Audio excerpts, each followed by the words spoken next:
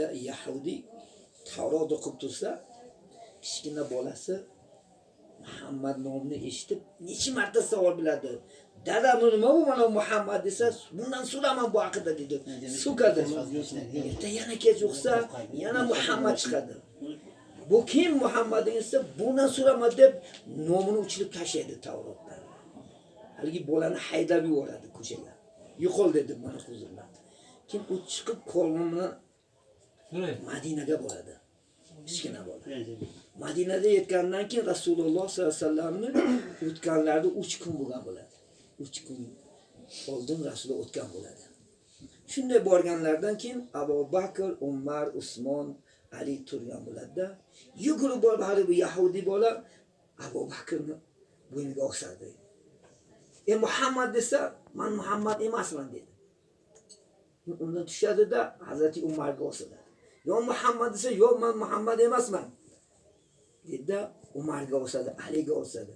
Kim bular biladiki, bu uni ishqi faqat Muhammad. Endi gapiray desa, iloji yo'q. Kim buni nima qilamiz dedi. Bu bolani qanday tushuntiramizki Muhammad dunyodan o'tgan. Kim Hazrati Ali Imom Hasan Husayn oldilariga jo'natdi-da. Shunday yugurib aytadi, "Men bir odamni qidiryapman." U ham esa Muhammad desa, "U meni bobom 3 kun bo'ldi Muhammad dunyoda o'tgan" deganda dod dedi. Dod deb o'sha yerda jon beradi. Qarangiz, yosh bola. Alloh ishqiga solsa, ming odamlar sizni yo'ldan chiqara olmaydi.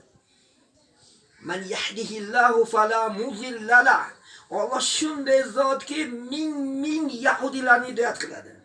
Ming nasoy, ming buddistlarni, ming otashparastlarni hidoyat qilish Alloh qo'lida, lekin bizning qo'lda emas. Bizlar faqat nima qilamiz? Ya ayyuhan nabiy balligh ma unzila ilayk. Alloh aytadi, ey payg'ambar va ey payg'ambarlarning merosxo'rlari, faqat meni xabarini xalqqa yetkazing. Ayting, qayerda o'tirsangiz amr ma'ruf nahiy munkar qiling. Tushuntiring odamlarni. Lekin hidoyat meni qo'limda. Hidoyat agar Muhammadda bo'lganda, ming arablarni hidoyat qilar edi.